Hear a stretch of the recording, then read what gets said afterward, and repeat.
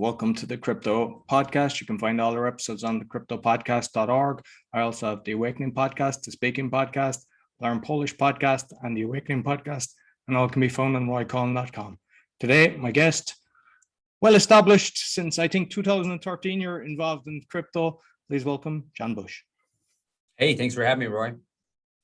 So I know that you've been traveling in the earlier days trying to use the Bitcoin, but you might just let people know who you are and how you got involved in Bitcoin and other cryptos.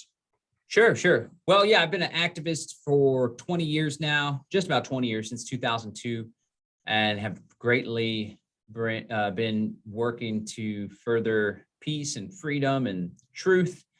And when I learned about cryptocurrency in 2011, 2012, it really struck me that it was a wonderful tool for creating more freedom and for disrupting these centralized coercive institutions like big government, big central banks. And I was really excited about it, started learning about it, and used it for the first time in 2012 or so. And when I started using it, I recognized, wow, this really works. It's easy. It's decentralized. There's no third parties involved. And that's when I was really hooked and sold. Some early activism that we did. My family and I traveled around the country here in the US, maybe 4 different times. We did cross-country road trips using cryptocurrency only, which was a completely different landscape back in 2014 than it is now. There wasn't a whole lot of adoption, but we went and we put the cryptocurrency ecosystem to the test. We visited restaurants and establishments that accepted crypto. We tried out new technologies, like one of the first cryptocurrency debit cards where it spends from your cryptocurrency account, which is pretty normal nowadays. We hosted meetups and all that good stuff. So that was some of our first big activism. And I'd like to think that we really helped educate a lot of people about cryptocurrency that hadn't heard about it before. Excellent. Well, I think you'd like my Awakening podcast because I'm exposing, fraud and corruption, but with solutions. So that's definitely, yeah. So there's a lot of stuff that you probably learned over the years. And my main objective here is there's a lot of people that want to get involved in this, and I'm seeing a load of fraud. There's a lot of coins that are coming in. People are getting excited and then they're losing everything. And there's some people, they're just putting it on a system and exchange that disappears. So you might how to protect people. That's the most important thing that I believe. Okay, yeah, there's a whole lot of scams out there and a lot of thieves, unfortunately. And with cryptocurrency, because of I appreciate the unregulated nature of cryptocurrency myself, but with great freedom comes great responsibility. So it's up to each individual user to be cautious. One great rule of thumb is if it seems too good to be true, then it probably is, right? So nobody's going around handing out free cryptocurrency.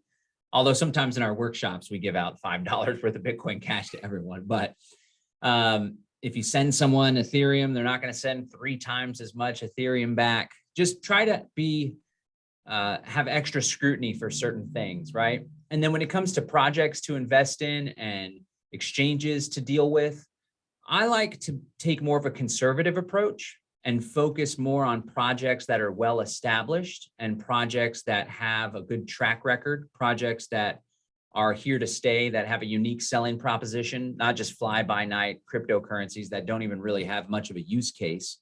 So I take more of a conservative approach, focusing on a smaller basket of well-established cryptocurrencies like Bitcoin, Ethereum. I'm a big fan of Cardano. I do like Pirate Chain as a privacy currency. That's the activist in me. But I try to shy away from some of these more experimental, smaller market cap coins. And I think by doing so, especially for new folks, you really can avoid a lot of the headache. But at the end of the day, the cryptocurrency community is very active. So there's tons of websites that have reviews. And then you can find reputable websites like 99 Bitcoins, for example, is a great website. They have all sorts of guides and reviews. So the thing to do is to find influential influencers that have a good reputation, and then see what it is that they have used and what it is that they support. You can go to Reddit as well, and you can check out reviews on various different websites. So oftentimes, like I said, if it's too good to be true, it probably is. You want to use extra scrutiny and try your best, even though it's good to be first to market and to be fast in this industry because things are really changing. When you're first starting off, it's really important to tread lightly and to use caution and to make well-informed decisions that are well-researched and well thought out instead of just jumping into something. I think those are some things that can help people to avoid a lot of headache and loss. Okay. And like with the wallets, because I'm hearing all different things with different types of wallets, which wallet do you recommend and why? I like Coinomi for beginners. This is what's known as a multi-wallet. So it'll handle over 1,000 different cryptocurrencies. It's a non-custodial wallet, which is ultra important if you are to purchase large amounts of cryptocurrency or hold large amount of cryptocurrency. You're going to want to hold them in a non-custodial wallet, which means only you have access to the private keys. The private keys are what's necessary in order to spend cryptocurrency out of your public address, which is essentially like your account number in a way. So if you have a lot of cryptocurrency held in a custodial wallet, like a wallet attached to an exchange, for example, you don't truly own that coin. You don't truly own that money. It's only when you have your cryptocurrency in a non-custodial wallet that no one else can access that crypto but you, right? So even though a lot of people purchase cryptocurrency through on-ramps like Coinbase or crypto.com or Kraken or Binance, it's important once you accumulate a moderate amount of cryptocurrency to go ahead and offload that into a non-custodial wallet. And my favorite one happens to be Coinomi because it's a multi-wallet, it's non-custodial. They have a great track record, no hacks, no big major bugs or flaws, and it's very simple to use for newcomers. And in fact, I put together a free mini course. It's a little online video course that shows you how to set up a wallet in 4 simple steps. People can find that at setupacryptowallet.com. That's setupacryptowallet.com. And I'll take you through step-by-step how to set up one of these Coinomi wallets and how to back it up and make sure it's safe and secure. You always want to write down your private seed, which is a recovery phrase. It's also the master private key that generates all of the private keys and public addresses for all of the different accounts. So you want to write that down on a piece of paper, store it in a safe, ideally waterproof safe, fireproof safe. Make sure you don't write it down on your computer or your desktop or your mobile phone. Write it down on a piece of paper and store that, because that's really where the rubber meets the road. If you lose your phone, if your computer becomes corrupted, if your kid spills water on it, like my son did to my MacBook Pro many years ago, you'll be able to restore that wallet with that recovery phrase. You also want to write down your encryption password. Always make sure your wallet's encrypted in case someone gains access to your computer or steals your phone. Your funds will be safe unless someone can get that encryption password. So you want to write that down and keep that in a safe place too. You'd recommend both the wallet and the passwords to be in totally different locations? If you want to, there's always like extra layers of security, and you got to balance like convenience and not losing the password and backup with the security. I think it's sufficient to have everything in one place, a safe place. If you have a safe also, you always want to bolt it to the ground if you can, ideally, because the safe in some ways becomes a target if someone breaks into your house, whereas hiding it inside of a book, for example, on a bookshelf is a little more random and hidden. But the thing is with the seed phrase, it's also called the recovery phrase. It's also called a mnemonic. It's also called a master private key. If you have that master private key, regardless of an encryption password, you can still gain access to someone's funds. So it's a great backup because you can import that recovery phrase into a variety of different wallets. If Coinomi one day were to no longer be updated, it's all buggy and flawed, you could import the recovery phrase into another wallet like Exodus, for example. It's another wallet I recommend. And you can gain access to all those funds. So that's great for backup, but it also means that if anyone else gains access to that private seed, that recovery phrase, then they can access all your funds too. So no matter where you put it, the important thing is to make sure it's in a place where no one else can find it. That being said, it's important to inform at least one other person of the whereabouts of this money. God forbid, if someone were to get in an accident or if someone's older and they pass on, you definitely want to make sure your significant other, your children, your parents, an attorney, for example, a trusted attorney, knows how to access those funds, because the last thing you want to do is amass significant wealth in cryptocurrency markets and not be able to pass it on to your loved ones in the event that you were to die. You got to always think ahead of what could go wrong and what can I do in the present to mitigate those possible problems. And like, because I mean, that's something that I've thought about, like say with an attorney, how can you do it in such a way that they can't rip you off? Because I mean, I have seen, fraudulent solicitors. So how would you do it in a way that, would you have to give it to two different people that combine it, or what's the safest way that you can't be ripped off? Well, even husbands and wives sometimes turn on each other. So that's a challenge. And the beauty of cryptocurrency is you don't have to trust anyone in order to hold your funds. When you have a non-custodial wallet or you're sending cryptocurrency, it's decentralized. You don't have to rely on an intermediary, a third party. So we're all wanting to avoid having to trust people, but sometimes in human relationships, you gotta at least try to have a good relationship with a small handful of people that you truly trust, right? Oftentimes that can be family, but sometimes things go south. So you brought up a good point. There are wallets that are multi-signature wallets, meaning there are multiple private keys or different pieces of a private key that have to come together in order to unlock access to the cryptocurrency on those accounts. So that's one thing. You have one child, for example, or one heir has part of the private key, the other heir has another part of the private key. Or even with that recovery phrase, oftentimes they're 12, 18, or 24 words. So one party can have 6 of the words, the other party can have the other 6 of the words. So that's one extra security feature. But then you got to make sure, make sure they don't lose it, make sure they don't pass too. So, it's a challenge. And again, there's different layers. Like if you want to just have it all yourself, then you have the risk of passing and not being able to pass it on. If you share pieces of it or have a multi-signature wallet with other people, and you're dependent on trusting them or them all coming together. There's also multi-signature wallets where you can set it to where 2 out of 3 parties have to sign on with the private keys. So then at least if one person's gone or if one person becomes corrupted, then at least you only need 2 people out of the 3. But there's different solutions for that.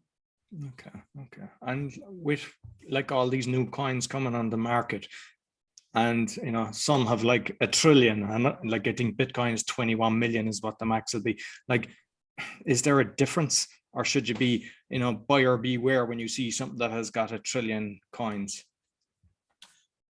Okay, so the important thing to be aware of when evaluating cryptocurrencies against one another, when comparing them to one another, what's the important metric is not the price of the coin, although that's important when evaluating the coin against itself and where it was last year compared to this year, or where you think it's going to be in the future. But when it comes to comparing coins against one another, the most important value to examine is the market cap of each coin, which is the number of units in circulation, the number of coins or tokens in circulation, times the value of each token. That's the important number. So in many regards, the number of units really isn't that important. You can have 21 million units. I think there's like over 18.5 million or so Bitcoin that have been created. So you can have over 18 million units and each one of them be worth 45,000. Or with Ethereum, there's quite a few more units and they're worth, I don't know, 3,100 now. Or with something like Dogecoin or one of these meme coins, there's literally trillions and trillions of them and they're worth 10 cents, 20 cents or less, right? It's just all relative. What's important is the market cap value of the coin.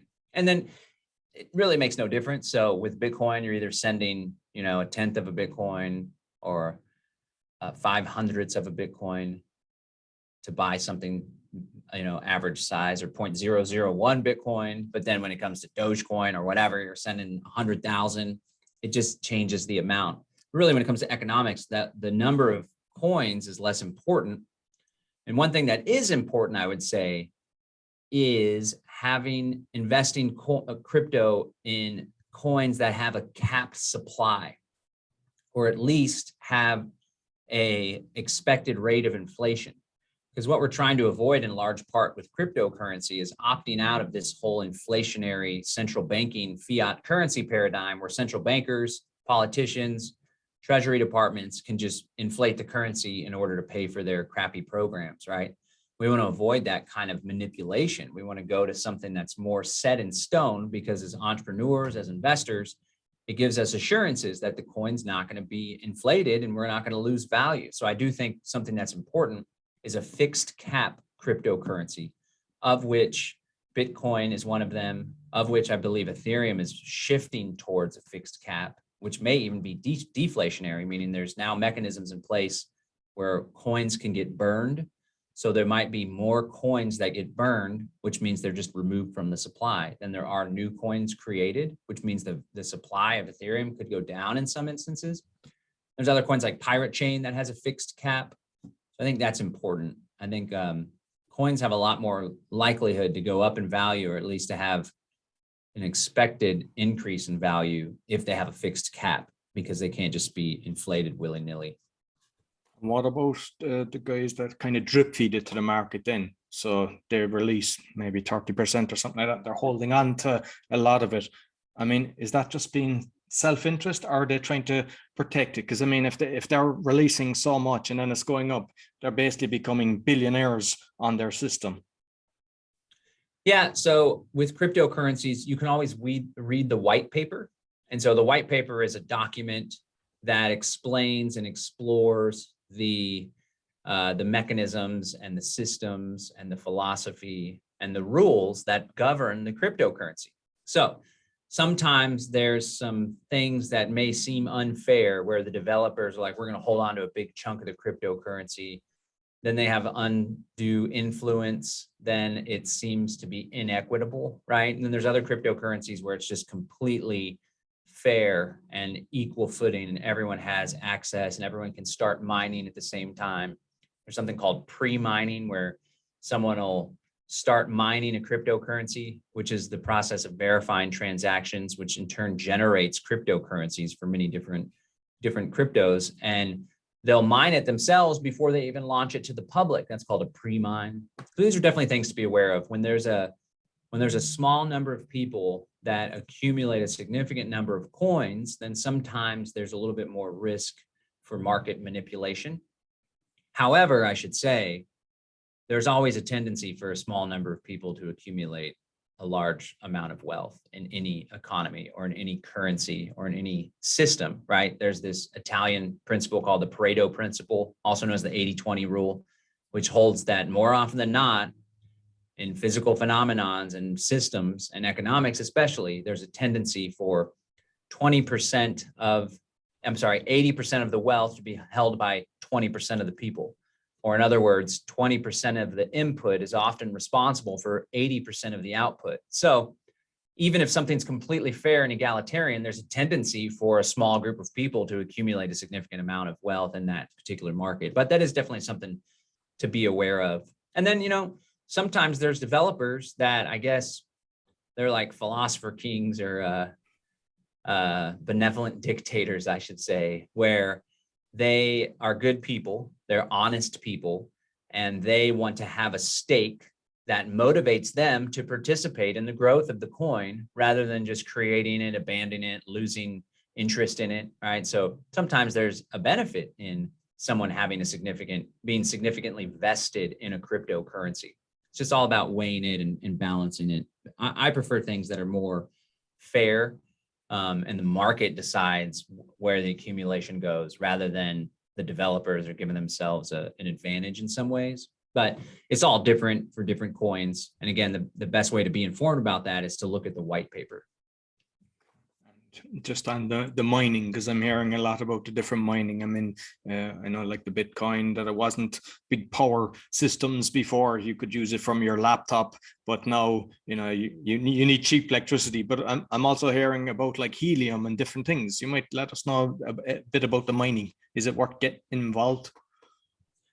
Okay, so there's different types of mining, and there's different consensus mechanisms. That's what mining is. It's the system in which a cryptocurrency chooses what party is going to solve, I'm kind of rambling on with this definition. It's the system that chooses what party is going to determine if the transactions are valid, add them to the next block in the blockchain, which is a chain of transactions, a chain of information. And then in turn, for solving those problems and figuring out if these transactions are valid, they're rewarded with cryptocurrency. So for many cryptocurrencies, that's how new coins are generated. Whichever party or parties solves a block or verifies the transactions in the next block, they're rewarded with new cryptocurrency. And there's a variety of different mechanisms that are in place, a variety of different systems. The two most popular are proof of work and proof of stake. Proof of work is when you run computers and all of the computers are competing to solve a mathematical puzzle. And whichever computer or group of computers solves the mathematical puzzle first, they then earn the privilege of verifying the transactions that have taken place and adding the next block to the blockchain. And in turn, they're rewarded with new cryptocurrency for doing so.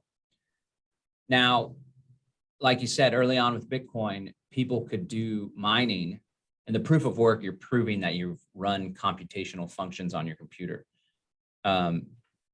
People were originally able to do that with mining software on a laptop. In fact, the first time I heard about cryptocurrency, somebody was encouraging me to mine it on a laptop. And I was like, I don't have time to figure it out. This must have been back in 2011 when you could have just churned out 50 Bitcoin for every block, every 10 minutes, and probably would have solved quite a few blocks. That being said, I'm sure I would have spent the Bitcoin when it's like, oh my God, it went to $2.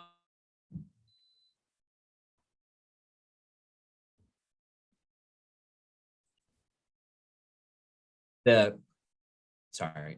got a power outage there. Sorry about that. Okay, that's fine. It threw me off. I think I'm getting really technical here too, but as more people put in more computing power, it gets harder to solve that puzzle, which means you have to have more powerful computers. Now it's to the point where you have to have ASIC chips, application-specific integrated circuits. These are chips that are specifically designed to run the SHA-256 algorithm. That's the algorithm, the encryption algorithm that's used for Bitcoin. So when it comes to proof of work and Bitcoin specifically, unless you have significant capital reserves, unless you have access to very cheap, if not free power, like hydroelectricity or solar, or unless you have a strong relationship with a miner manufacturer, so you can get ahead of the line, because there's always huge lines. I did mining for quite some time and ended up being kind of a flop, although we created quite a bit of cryptocurrency in the meantime. But the overall investment in the equipment and air conditioning and all sorts of stuff and hardware outweighed exactly what we brought in. Although there were some good investments that we made with some of the cryptocurrency that we brought in, I should say.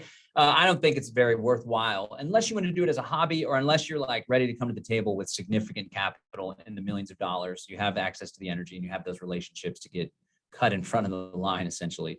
Because the thing that happens when new computers come out, new mining computers, they flood the market. Now, when they've come out and they're faster machines, now all of a sudden the difficulty goes up when you haven't even gotten your machine yet. It's just like an arms race. That's proof of work. Then you have proof of stake. Proof of stake is where the person or group of people that gets to verify the transactions on the blockchain, they're chosen based on how coins coins they have staked.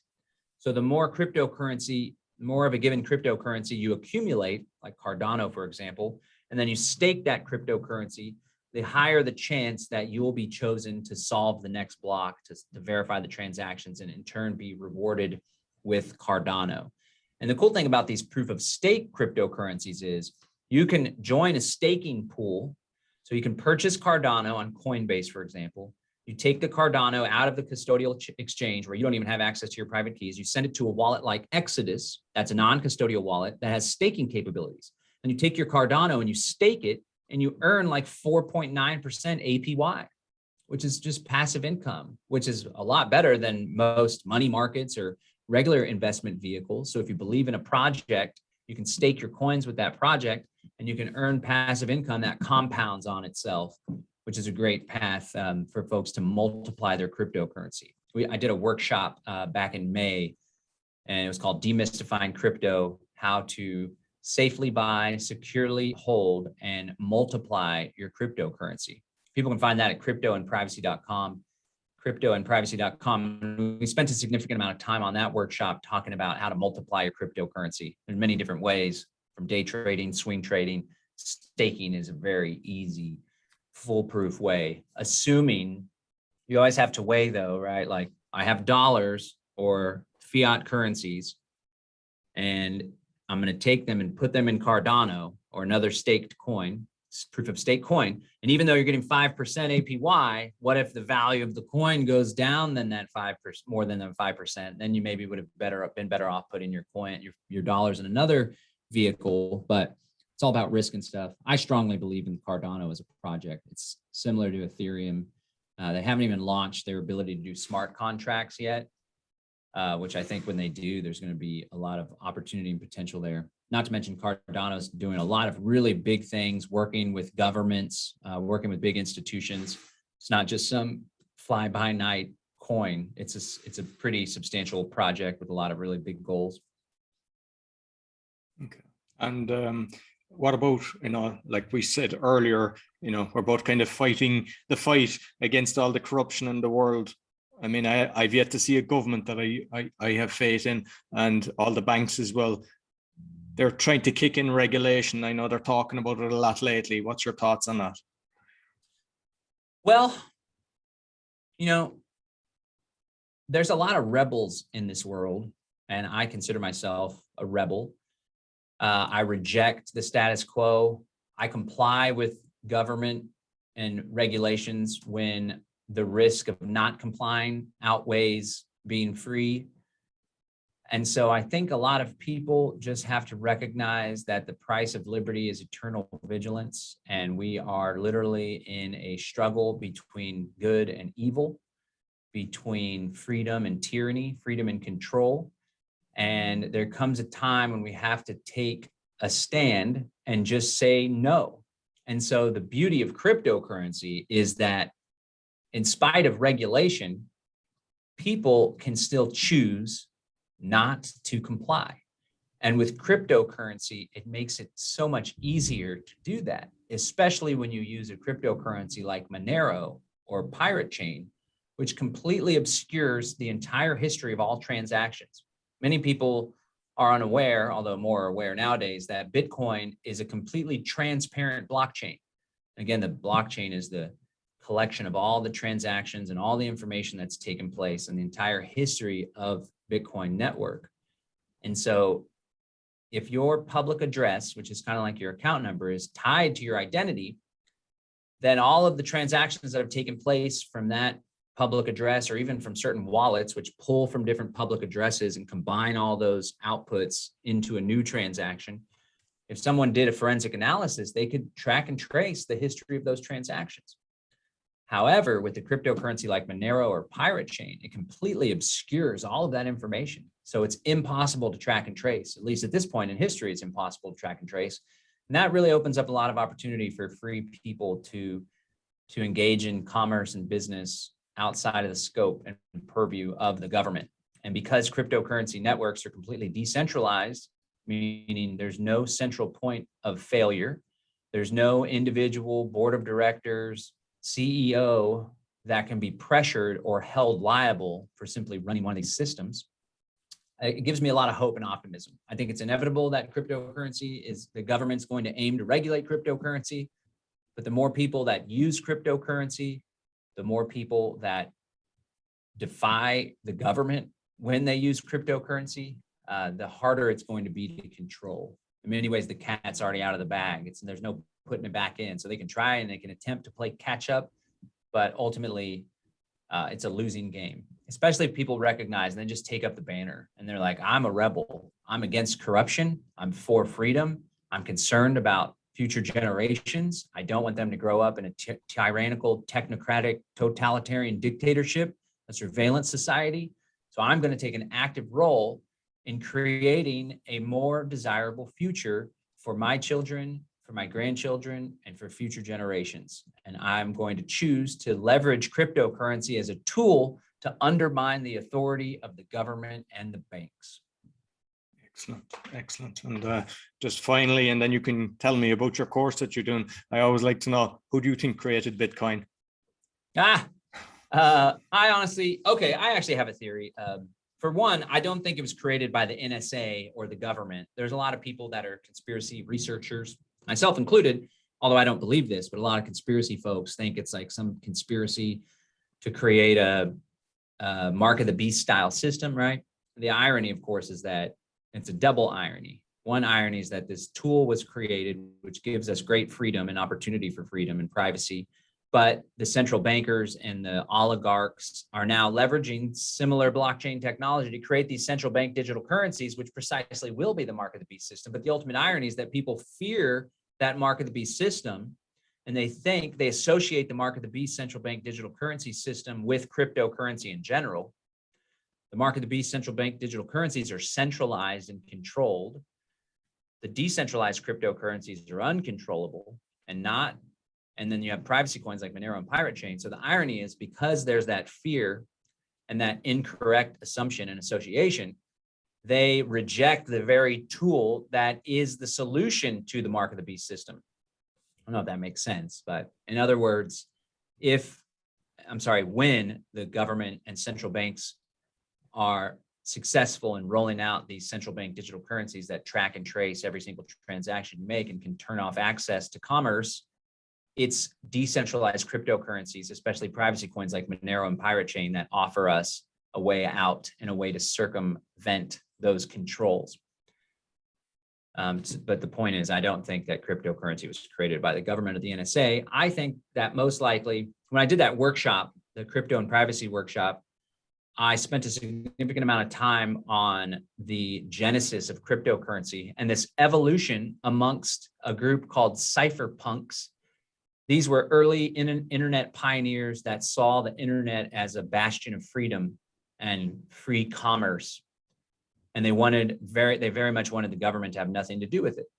So they started experimenting with, how can we have internet money that isn't centralized?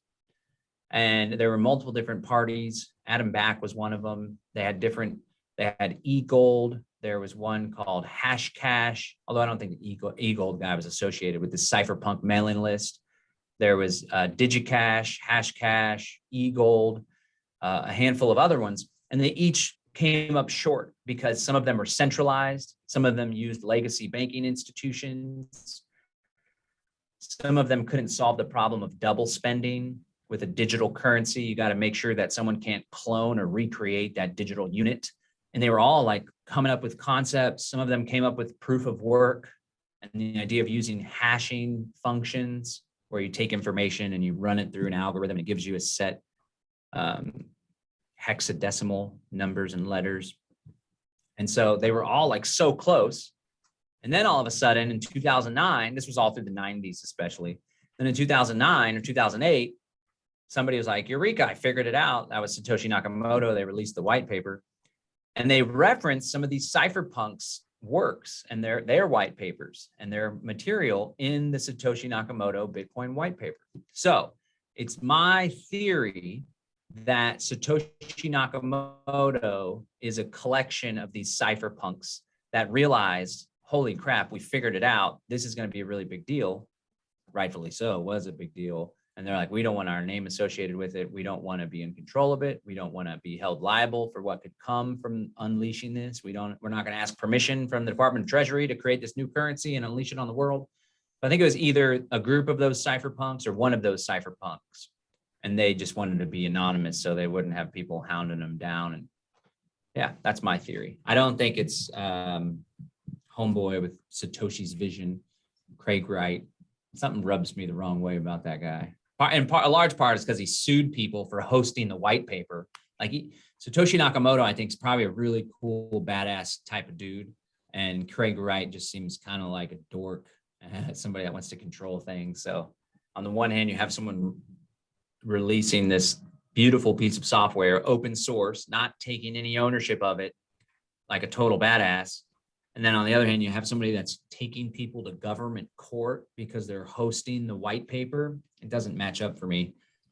That's my theory.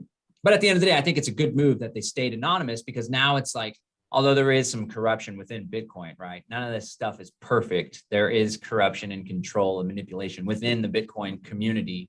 But I think it's best that there's not some person that's appointed the dictator of Bitcoin. Everyone looks to them for all the answers. It's a community-driven project, which I think gives it a lot of resilience. Excellent, love it. So you might let us know. I know that you're releasing a course soon, so you might let us know what it's called, what it entails, what's inside it, and how they can find it. Yeah. When will this be released? This interview? I'll actually put it out today. Okay, perfect. So tomorrow I'm hosting a free webinar. You can go to buildwealthoptout.com, buildwealthoptout.com, tomorrow as in Wednesday, the 11th of August. The website will still be available. You'll still be able to access it after the fact. It'll probably be a replay. So on that webinar, spend 2 hours. I'll answer some questions at the end. We're going to talk about why cryptocurrency is an amazing tool for building wealth and for opting out of technocracy, which is like controls and scientific dictatorship stuff. So I invite everyone to check that out. That'll be completely free. Again, it's buildwealthoptout.com, buildwealthoptout.com.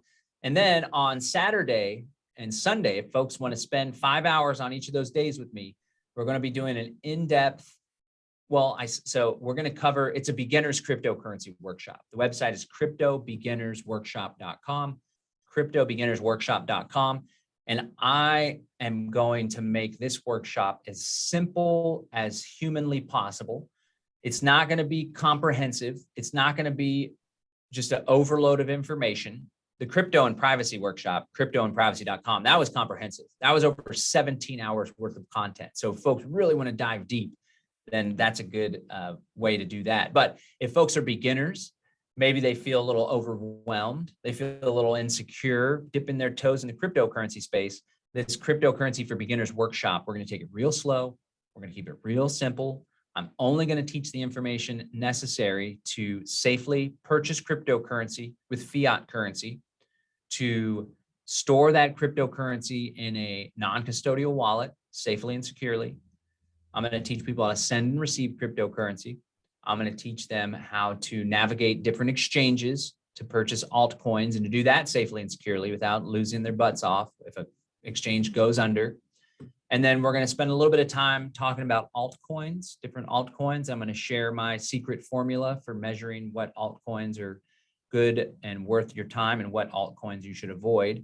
And then we're going to talk a little bit about decentralized finance, which I'm really excited about. I recently borrowed money against my Ethereum as collateral through a decentralized finance platform called Compound in order to pay for my house to get painted.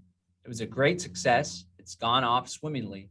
I'm really excited to teach people about decentralized finance because I think that's the next wave of disruption in the cryptocurrency space. So again, people can participate in this workshop by going to cryptobeginnersworkshop.com. Excellent. And I mean, I know that a lot of people might actually listen to this afterwards because I mean, I'm podcasting for 3 years. There's still people listening to the first episode of the other stuff. So I presume that's something you'll be repeating anyway, if they do miss the date that they listen to it after your date. You'll be repeating it, or they'll be able to access the recordings, I presume. Yeah. Yeah. In the marketing world, we call it evergreen. So the live workshop's on the 14th and 15th. If you purchase the ticket now, you'll have 30 days access to the replay, or you also have the option to purchase a digital download of the whole course so you can keep it forever. So after the 14th and 15th, if you're listening to this, you'll still be able to go to cryptobeginnersworkshop.com. And when you purchase it, you'll get access right away to the entire replay for 30 days to view. Or like I said, you could purchase a digital download and have forever. That'll be up and available.